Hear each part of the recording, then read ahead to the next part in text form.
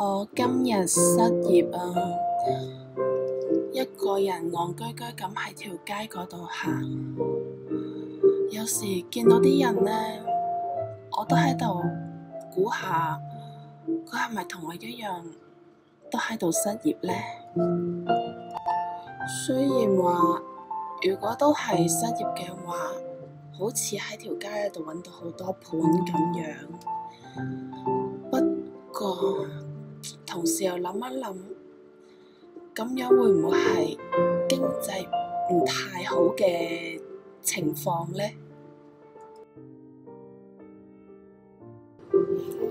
兔仔，我上咗去荃灣千色店嗰度，諗住揾啲嘢食個時候，發覺呢度好似哇咩事啊！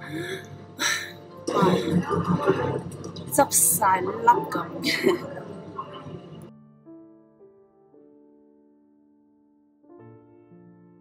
於是我轉移咗陣地，去咗葵芳。喺葵芳嗰度食咗啲嘢之後，就喺度無無聊聊、戇戇居居咁樣喺度逛街。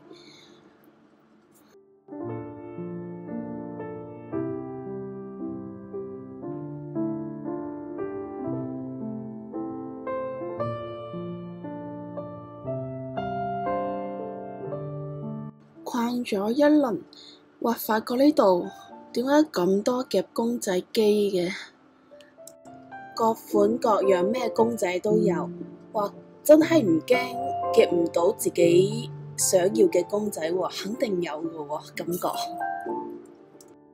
唔好以為我搜極都係同一個地方啊，其實真係冇一個係重複嘅，而且我仲刪減咗一啲影咗太多人嘅同零零丁丁一兩間嗰啲片啊，仲要嗰啲夾公仔機呢，全部係屬於同一棟大廈裏邊嘅喎，即係唔係趯去第二間影一影，嗰間影一影咁，係同一棟大廈，即係都係喺葵涌廣場嗰度咯。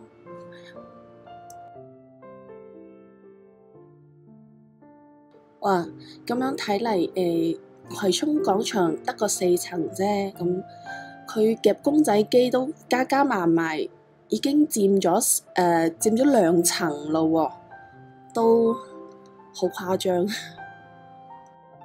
其實除咗呢度之外，其他好多地方我都零零散散咁見到會有夾公仔機啊，即係有啲店執咗笠，跟住換成嘅就係夾公仔機啊，咁樣都有咯。